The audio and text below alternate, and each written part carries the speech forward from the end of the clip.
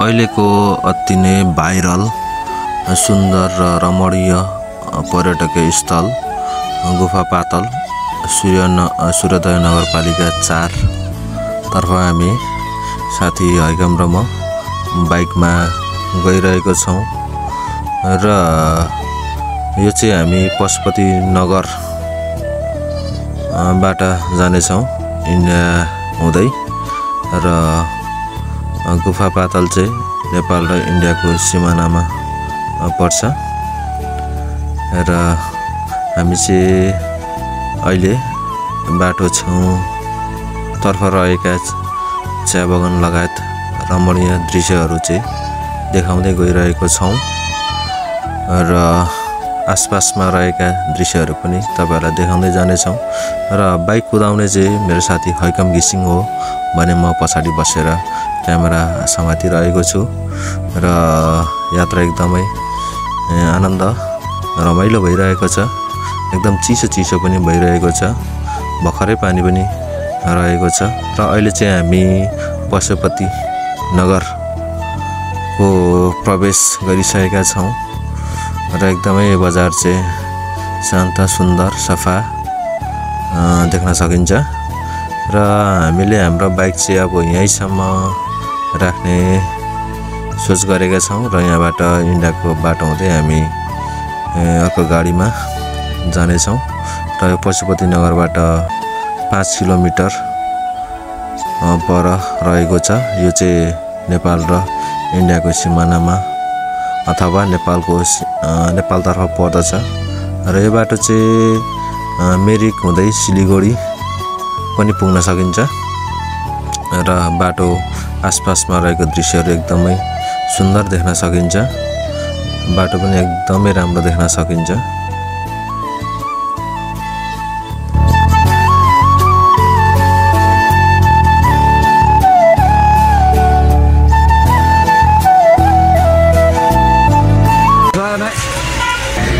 ल अब चाहिँ हामी गुफा पातलतिर लाग्दै छौं यहाँ हाम्रो हैकम सर अगाडि हिँडिरहनु भएको छ र यो चाहिँ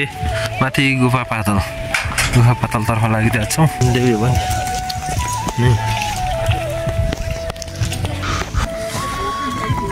गुफा पातल यो गेट हो यो गेटबाट चाहिँ हामी छिर्दै छौं अनि यसो छ ल अब चाहिँ हामी गुफा पातल छिरिसक्यौं यहाँ चाहिँ यस्तो दामी फुलहरू फुलिरहेको छ यहाँनेरि यता चाहिँ एकदमै दामी फुलहरू चाहिँ फुलिरहेको छ अनि म तपाईहरुलाई दृश्य देखाउँदै छु यो चाहिँ नेपाल र इन्डियाकै बोर्डरमा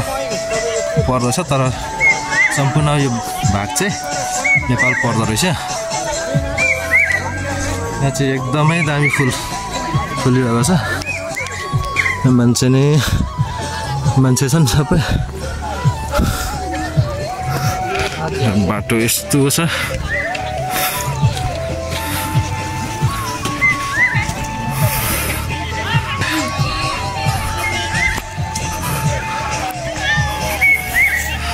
ल हेर्न सकिन्छ यस्तो दामी रहेछ फ्लावरहरू हैकम यता सर फ्लावर छ यता वरिपरि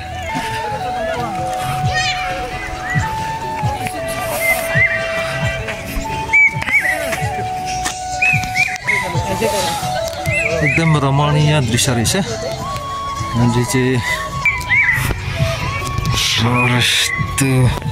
यस्तो दामी देखिन्छ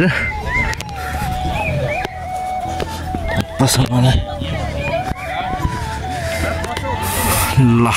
यहाँ चाहिँ एउटा टावर पनि रहेछ यहाँ चाहिँ एकदमै पर्यटकहरूको टिकटक बनाउने काम चलिरहेको छ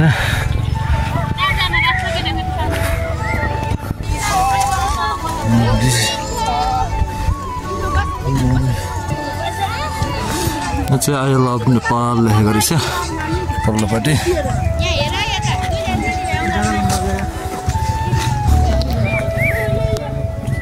यस्तो छ वरिपरि सबैतिर वरिपरि फुलै फुल रहेछ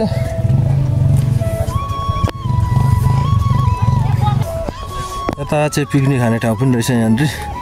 यता तल्लो साइडमा चाहिँ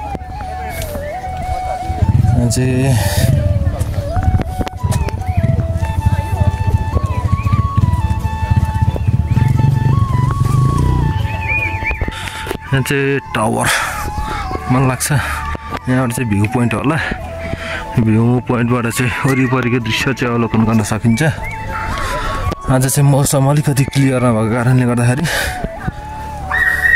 वरिपरिको दृश्य चाहिँ अलिक क्लियर देखिएको छैन यसो डाँडा काँडा देख्न सकिन्छ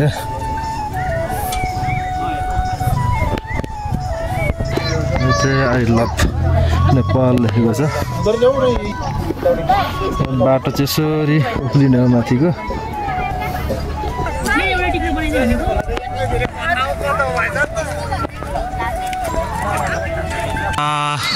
यसरी फुलै फुल रहेको छ माथि चाहिँ भ्यू टावर रहेको छ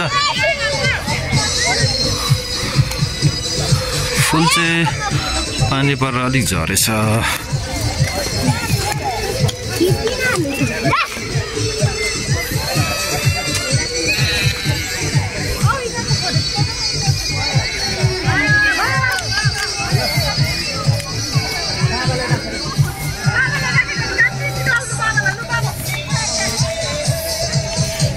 यस्तरी तल देख्न सकिन्छ फुलहरू चाहिँ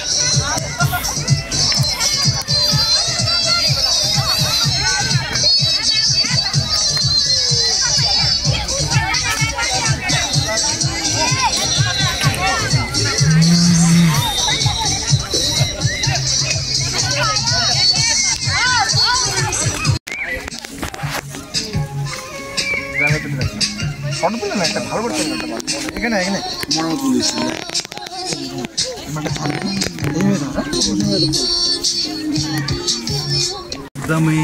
छोटो समयमा पनि हामीले प्लान गरेर अनप्लानै भन्दा पनि हुन्छ होइन हाम्रो प्लानै थिएन पानी पनि परिरहेको थियो नआउने भनेर सोचिरहेको थियो अनि फेरि पनि आयौँ रमाइलो धन्न घाम लागेको रहेछ खुले जस्तो भएर मात्रै नत्र हुँदैन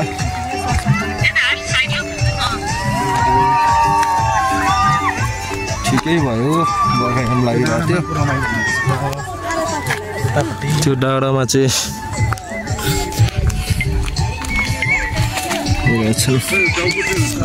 अब चाहिँ हामी झरेको झऱ्यो अब यहाँ हेऱ्यो अब यहाँदेखि डाँडा काँडा हेर्ने हो त्यसपछि लाग्ने हो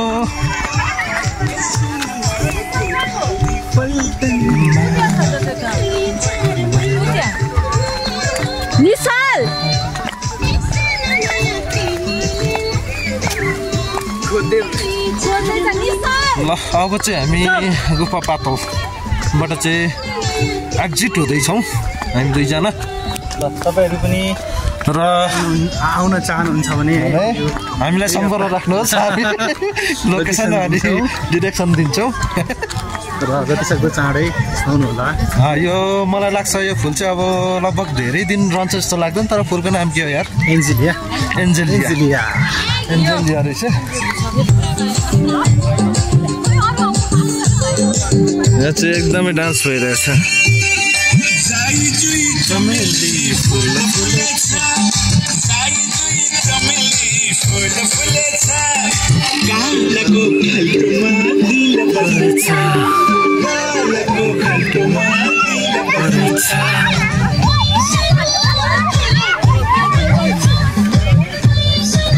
कताबाट चाहिँ यसरी दृश्य देख्न सक्छ लेकिन लन्डनको चिसोले सम्हाला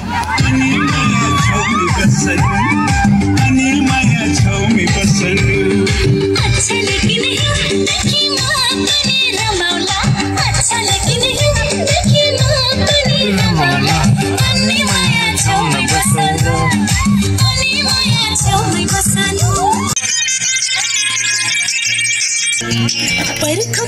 मायालु मपनिता आवाज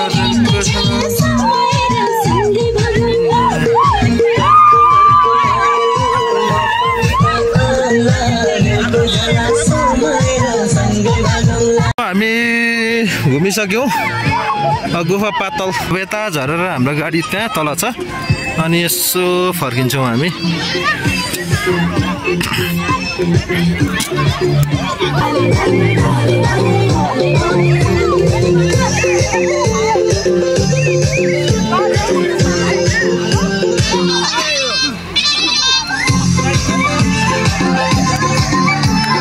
मिरिक हुँदै सिलगढी जाने बाटो हो यो बाटो चाहिँ अब हामी पशुपति नगरतिर जान्छौँ यता पश्चिमबाट देखेको चाहिँ अन्धुबाट आउने बाटो हो ल यो हामी अब हामी यो गाडीमा फर्किन्छौँ